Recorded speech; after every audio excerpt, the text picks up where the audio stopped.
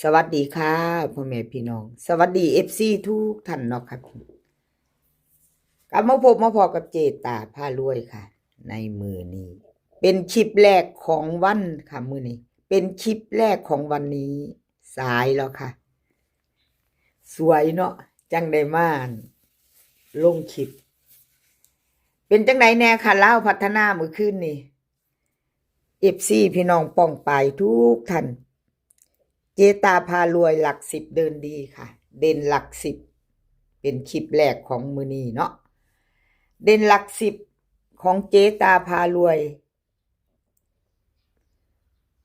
บนเป็นล่างค่ะพี่น้องบนเป็นล่างเจ็ดมาหลักสิบผัดเป็นบนเนาะบนเป็นล่างเจตาให้บนหนึ่งไม่เข้าไม่มาหกมาค่ะเลขประกบของเจตามาหกตัวเดียวเนาะค่ะมาหกตัวเดียวหลักสิบหน่วยสิบล่างบนเจ็ดโอ้ยสับกันเนาะพี่น้องเนาะมาบ่ถูกมองมาไม่ถูกที่สองงวดค่ะเจตาให้เบิ่งเด่นหลักสิบของเจตาพารวยเนาะค่ะ FC ผู้เพิ่นชอบผู้เพิ่นมักแนวทางนี้เนาะมักอันของหลักสิบค่ะหลักสิบเดินดีของเจตาขอโทษขออภัยค่ะของเจตาบ่เข้าเป๊ะเนาะพี่น้องบ่มาบ่เข้าล่างหนึ่งกับบ่เดินเลขประกบมาตัวเดียวมาหกถ้าพี่น้องจับใส่กันเนาะ7672797276เนาะค่ะจะเป็นแบบนี้เนาะตามที่เจตาอ่านนะ161219เนาะค่ะก็เอาที่ FC ชอบเนาะพี่น้องมักบ่คือกันชอบก็จัดขัดก็ผ่านเนาะอันนี้ประวัติค่ะประวัติของวันที่7อันนี้จะเป็นของวันที่เจตาเขียนวันที่ผิดค่ะพี่น้องแก้ใหม่ก่อนแก้ไขวันที่อยู่ค่ะพี่น้องมาต่อเจตาพารวยเด่นหลักสิบเป็นวันที่9เนาะค่ะมาต่อกันใหม่ไผจะไปต่อกับเจตาเป็นวันที่9ของวันศุกร์เด่นหลักสิบเดินดีเนาะค่ะเตรียมแคปหน้าจอไผจะไปต่อกับเจตาพารวยหลักสิบเดินดีค่ะเด่นหลักสิบบนเจตาให้เก้าค่ะล่างให้2 9บนล่าง2เลขประกบค่ะพี่น้องเลขประกบ401เป็นจังใด FC 401ชอบกระจัดเนาะค่ะขัดก็ผ่านFC ผู้เพิ่นชอบหลักสิบเด่นหลักสิบของเจตาแคปหน้าจอไว้รุ่นใหม่มืออื่นค่ะเป็นวันที่9เป็นวันศุกร์เนาะ20:30กับลาวพัฒนาใครจะไปต่อแคปหน้าจอไว้ชอบก็จัดขัดก็ผ่านเนาะค่ะ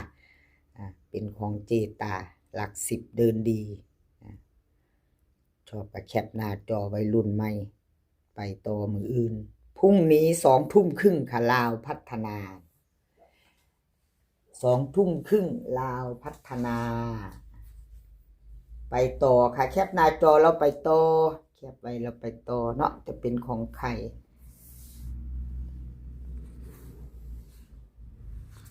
น้อยนำโชค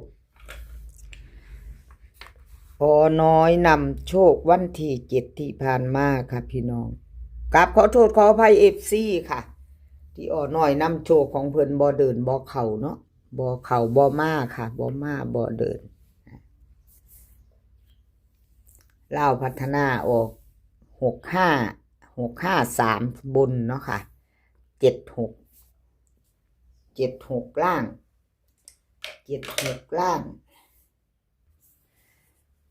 น้อยนำโชควันที่7ที่ผ่านมาค่ะวิ่งรูด2ตัวไม่เข้าเนาะวิ่งรูดมา2ตัวจับคู่ไม่มีเนาะค่ะ3ตัวไม่เดินขอโทษขออภัยแทนน้อยนำโชคเนาะค่ะ FC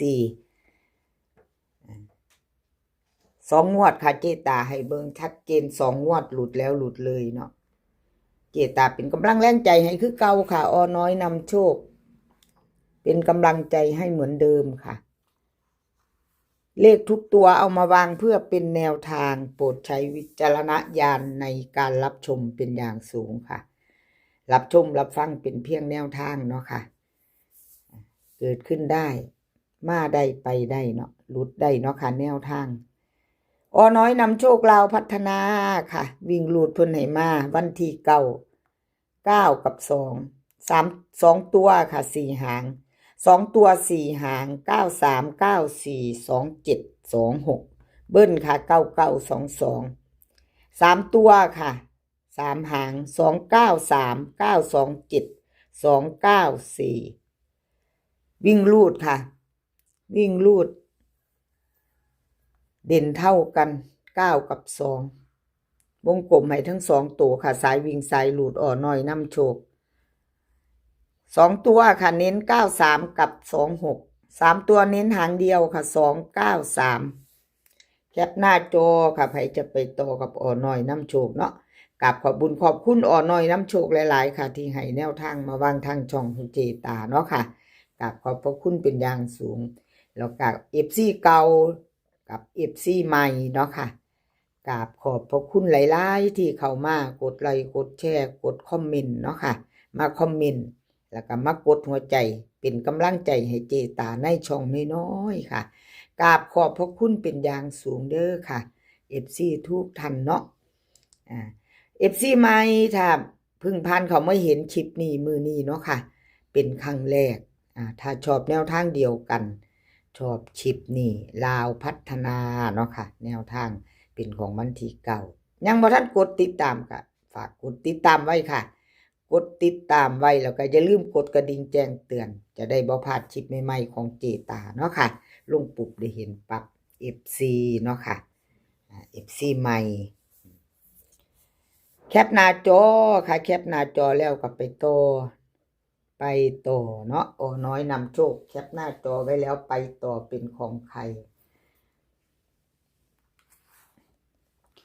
เป็นของเลขล็อกหนองบัวค่ะเลขล็อกหนองบัว